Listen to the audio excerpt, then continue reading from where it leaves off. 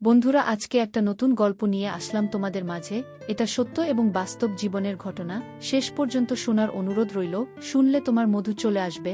দেরি না করে চলো শুরু করা যাক। আমি যেখানে যেতাম শ্বশুর আব্বাই সেখানে যেত। আমি রান্নাঘরে রান্না করতে গেলে সেখানেও শ্বশুর আব্বা চলে আসত। মাঝে মাঝে শ্বশুর আবু আমায় এমন কিছু কথা বলতো সেটা আমি সহ্য করতে পারতাম না। শ্বশুর আব্বা আমায় সব সময় বলতো, আমি যদি আমার ছেলেকে না বলতাম তাহলে সে তোমাকে বিয়ে করত না। আমার স্বামী যখন ওই বাড়ি থেকে বেরোতো তখন আমার শ্বশুর আমার ঘরে এসে আমার স্বামীর নামে বাজে মন্তব্য করত। একদিন রাতে আমার স্বামী আমার ঘরে আসেনি, আর আমি ভয় পেয়ে আমার শ্বশুরের ঘরে চলে যাই। তারপর আমার শ্বশুর আমার যা অবস্থা করলেন সেটা আমার বলতেও লজ্জা লাগছে। কারণ কিছু রাত এতটাই অন্ধকার হয় যে মানুষের জীবন থেকে সব আলো মুছে দেয়। আজকের রাতটা আমার জীবনের এমনই একটা অন্ধকার রাত হয়ে ওঠে। আমার স্বামী রজব এখনো বাড়ি ফেরেনি। রাত একটা বাজছে। আমি ঘরে বসে তার ফেরার জন্য অপেক্ষা করছিলাম। আমার নজর বারবার ঘড়ির কাঁটার দিকে চলে যাচ্ছিল। সেকেন্ডের কাঁটার সাথে সাথে আমার ভয়ে গলা শুকিয়ে যাচ্ছিল। আমি প্রার্থনা করছিলাম যাতে রজব তাড়াতাড়ি বাড়ি ফিরে আসে। এরই মাঝে হঠাৎ করে বিদ্যুৎ চলে যায়। পুরো ঘরটা একেবারে অন্ধকার হয়ে যায়। আবার অন্ধকারে খুব ভয় লাগে, আর এখন চারিদিক অন্ধকার। এমনিতে আমি রজবের না ফেরার জন্য চিন্তায় ছিলাম। তার উপরে অন্ধকার, আমি কিছু দেখতে পাচ্ছিলাম না। মনে হচ্ছে যেন আমি অন্ধ হয়ে গেছি। আমি কোনো রকমে জিনিসপত্রকে নিজের ঘরের দিকে যাচ্ছিলাম। তখনই পাড়ার একটা কুকুর ঘেউ ঘেউ করে ডেকে উঠল। এত জোরে ডাকত যে মনে হলো সে আমাদের উঠোনে চলে এসেছে। ভয়ে আমার প্রাণটা বেরিয়ে যাওয়ার মতো অবস্থা। বাড়িতে তখন আমার শ্বশুরমশাই ছাড়া আর কেউ ছিল না। তিনি ওনার ঘরে ঘুমোচ্ছিলেন, আর আমি নিজের ঘরে একা ছিলাম। আমার মনে হচ্ছিল যে কুকুরটা আমাদের উঠোনে চলে এসেছে, আর সে যে কোনো সময় আমার কাছে চলে আসতে পারে। আমি ভয়ে ভয়ে আমার শ্বশুরের ঘরে গিয়ে পৌঁছালাম। আমি ওনার ঘরের দরজায় ধাক্কা দিতে লাগলাম। যখন ঘরের দরজা খোলে তখন আমি ভয়ে কাঁপছিলাম। আমি বলি, বাবা, আমার মনে হচ্ছে আমাদের উঠোনে একটা কুকুর ঢুকে পড়েছে। আমার খুব ভয় করছে। আমি কি আপনার ঘরে আসতে পারি? আমি এত ভয় পেয়ে গিয়েছিলাম যে আমার মাথা কাজ করছিল না, তাই হয়তো আমি একটা ভুল পদক্ষেপ নিয়ে ফেলি। আমার শ্বশুরমশাই আমাকে তার ঘরে যেতে বললেন। তারপর ঘরের দরজা বন্ধ হয়ে যায়। আর তারপর আমার সাথে যা হয়েছিল সেটা আমার পক্ষে মেনে নেওয়া সম্ভব ছিল না। তাহলে মূল ঘটনাটি বলি। একজন স্ত্রী যদি তার স্বামীর থেকে কম সুন্দর হয়, তাহলে সে সবসময় হীনমন্যতায় ভোগে। আজকাল আমার সাথে সেটাই হচ্ছে। রজব একটা খুব সুন্দর দেখতে জোয়ান ছেলে। আমিও দেখতে খারাপ ছিলাম না, কিন্তু আমার গায়ের রংটা একটু ডেম ছিল। এই কথাটা আমাকে বিয়ের পরের দিনই আমার শ্বশুরমশাই মুখ থেকে শুনতে হয়। সকালে যখন আমি জলখাবার খেতে ঘর থেকে বেরিয়ে আসি, তখন বাড়িতে অনেক আত্মীয় স্বজন ছিল। খাবার টেবিলে আমার শ্বশুরমশাইয়ের সাথে তার বোনেরা বসেছিল। আমার শাশুড়ি মারা গিয়েছিলেন।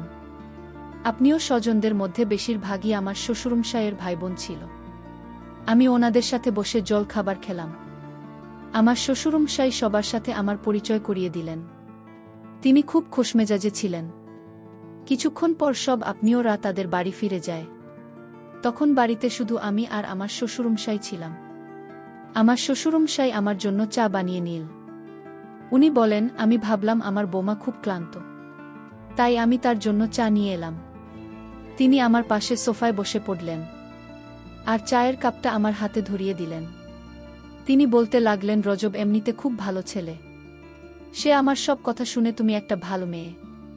কিন্তু আরও ভালো হতো যদি তোমার গায়ের রংটা একটু ফর্সা হতো। ওই যে বলে না, বসেই হয় যাকে সব সময় কাছে পেতে ইচ্ছে করে। ওনার কথা শুনে আমি একটু অস্বস্তি বোধ করছিলাম। আমি উনাকে বললাম, আমি আপনার কথা ঠিক বুঝতে পারলাম না। উনি বলেন, কাল মাঝরাতে রোজ ঘরের বাইরে এসেছিল। আমিও তখন জল খেতে উঠেছিলাম, তাই আমার তার সাথে দেখা হয়ে যায়। সে আমাকে বলে, বাবা, তুমি তার মধ্যে কি এমন দেখেছিলে? তুমি তো জানতে যে আমার সুন্দরী মেয়ে পছন্দ। তুমি অন্তত আমার পছন্দের মানটা রাখতে পারতে। এই সব কথা শুনে আমার মনটা খুব খারাপ হয়ে যায়। তবে রজব কাল রাতে আমার সাথে কোনো খারাপ ব্যবহার করেনি। সে এমন কোনো কথা বলেনি। সে বরং আমার প্রশংসা করেছিল। তবে হ্যাঁ, আমার মনে আছে যে রজব রাত 2টা-3টা নাগাদ একবার ঘরের বাইরে বেরিয়েছিল। কিছুক্ষণ পর আবার ফিরে এসেছিল। আমি হাঁ করে শ্বশুরমশাইয়ের মুখের দিকে তাকিয়ে রইলাম। তিনি আমাকে বললেন, আমি বুঝতে পারছি তোমার এই কথাগুলো শুনতে ভাল লাগছে না। আমি কাল রজবকে খুব বকেছি। আর বলেছি সে যেন ভুলেও তোমাকে এসব কথা না বলে। সে তোমাকে এরকম কোনো কথা বলেনি তো? আমি মাথা নেড়ে বললাম, না, এই কথাটা আমার বিশ্বাস করতে কষ্ট হচ্ছিল। কারণ কাল রাতে রজব আমার সাথে খুব ভালো ব্যবহার করেছিল। শ্বশুরমশাই এর পরের কথাগুলো আমাকে আরও অবাক করে দেয়। তিনি বলেন, আমি ওকে বারবার বারণ করেছি সে যেন তোমার মনে কষ্ট না দেয়। তুমি কিছু মনে করো না মা। কিন্তু আমি যখন তোমাকে দেখতে গিয়েছিলাম তখন তুমি মেকআপ করেছিলে। তখন তোমাকে দেখে আমার ফর্সা মনে হয়েছিল, কিন্তু তোমার আসল রংটা তো পরে দেখলাম। ওনার কথা শুনে আমি চুপ করে গেলাম। আমি বুঝতে পারছিলাম না কি জবাব দেব। হ্যাঁ, এটা সত্যি যে আমাকে যখন দেখতে আসা হয়েছিল তো এখন আমি একটু মেকআপ করেছিলাম। কিন্তু সেটাই তো স্বাভাবিক, আজকাল সব মেয়েরাই তো একটু আধটু সাজগোজ করে। রোজের সাথে যখন আমার সমস্ত বিয়ের কথা পাকা হয়েছিল তখন আমি খুব খুশি হয়েছিলাম, কারণ শ্বশুরবাড়িতে আমার ভুল ধরার জন্য আমার কোনো শাশুড়ি ও ননদ থাকবে না।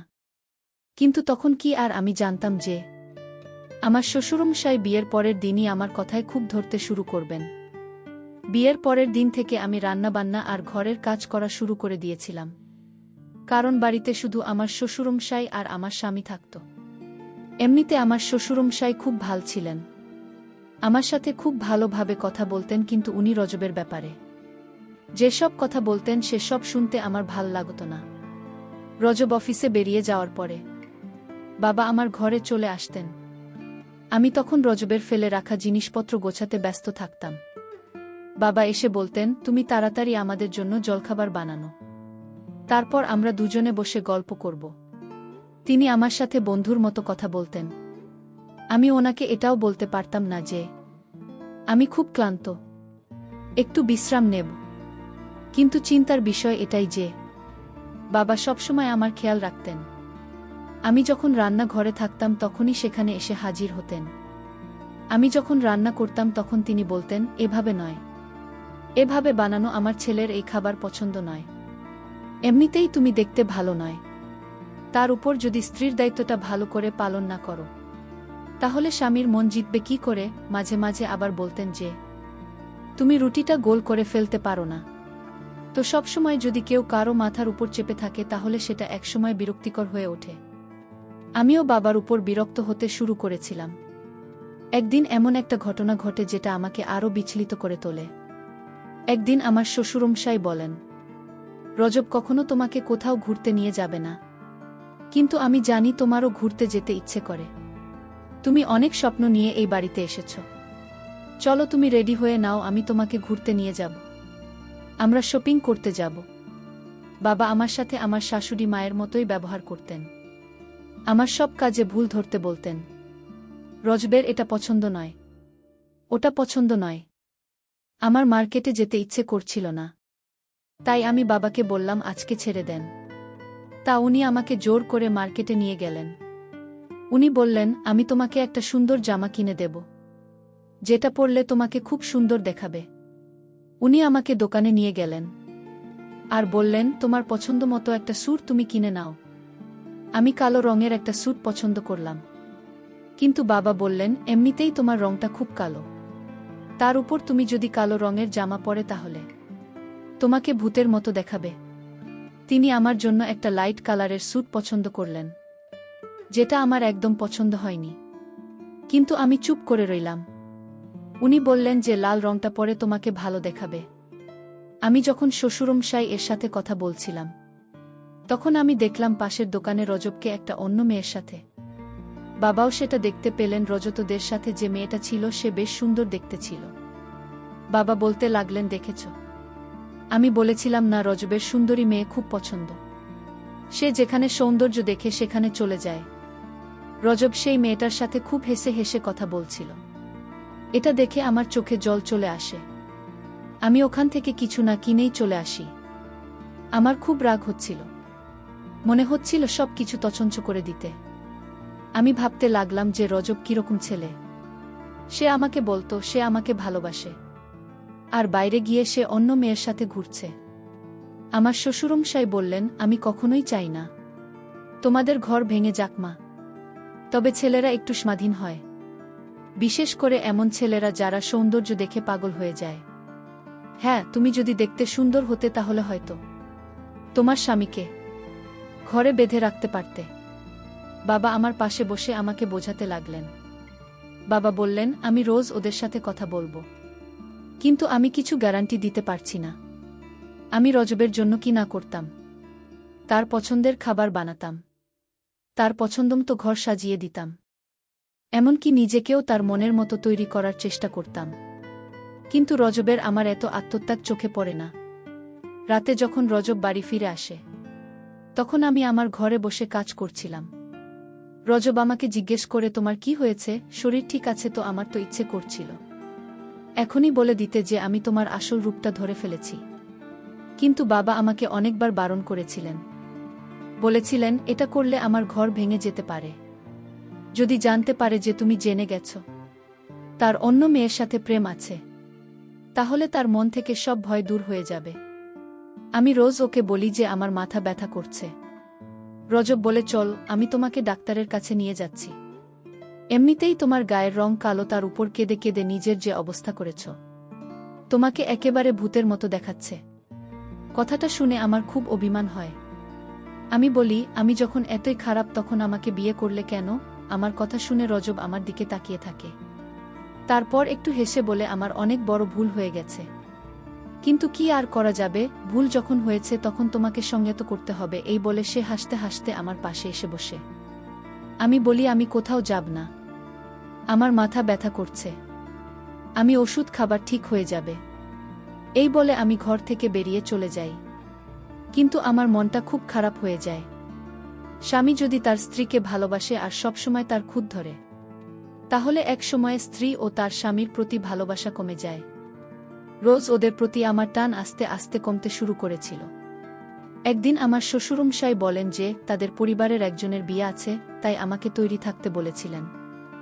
আমিও একটু সাজগোজ করেছিলাম। সেই সময় রজব ঘরে আসে আর আমার দিকে এখন জোরে তাকিয়ে থাকে। ওকে দেখে আমার মনে হলো যে আমি হয়তো তার মনে প্রভাব ফেলতে পেরেছি। সে আমার পাশে এসে দাঁড়িয়ে বলে, তুমি যতই সাজগোজ করুন না কেন, আমার মতো সুন্দর তুমি কখনোই হতে পারবে না। এই বলে সে আমাকে আয়নার সামনে নিয়ে যায়। আমার মনটা পুরো ভেঙে যায়। এতক্ষণ আমি ভাবছিলাম যে 1 ঘন্টা ধরে আমি এত সাজলেন সেটা সার্থক হয়েছে। কিন্তু রজবের কথা শুনে আমার ভুল ধারণা ভেঙে গেল। মনে হচ্ছিল আমার শ্বশুরমশাই ঠিকই বলেন যে ছেলেরা সেই মেয়েকে ভালোবাসতে পারে যারা দেখতে সুন্দর হয়। আমি রজবের থেকে সরে আসি। রাগের মাথায় আমি আমার সব গয়না খুলে ফেলি, তারপর টিস্যু পেপার দিয়ে মেকআপ মুছে ফেলি। এটা দেখে রজব একটু গম্ভীর হয়ে যায় আর বলে, রজনী, তুমি এটা কি করছো? আমরা এমনিতেই অনেক লেট হয়ে গেছি। আমি বলি, আমি কোথাও যাব না। রোজ বলে, এমন ছেলেমানুষি কেন করছো তুমি? একটা ছোট ব্যাপারকে এত বড় করে কেন দেখছো? আমি বললাম, আমার ওখানে যাওয়া ঠিক হবে না, কারণ আমি তোমার পাশে মানাবে না। আর তোমার কি মেয়ের অভাব আছে? ওখানে অনেক সুন্দরী মেয়ে থাকবে, তুমি বরং তাদের সাথে। এটা বলার সাথে সাথে রজব আমার গালে জোরে থাপ্পড় মারে। আমি এটার জন্য একদম তৈরি ছিলাম না।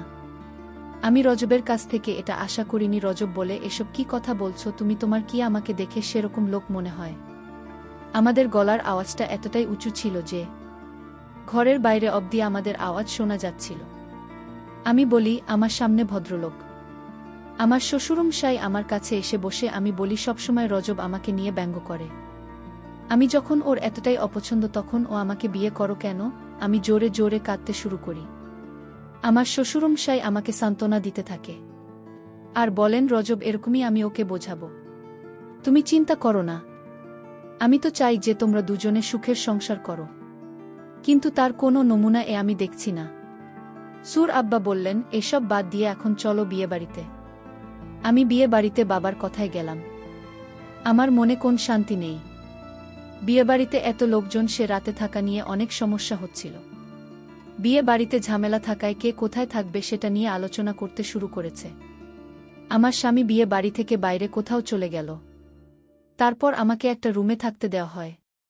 সেই রুমে আমি একা ছিলাম। আর রাত যখন গভীর হল তখন আমার রুমে আমি কাউকে দেখতে পেলাম।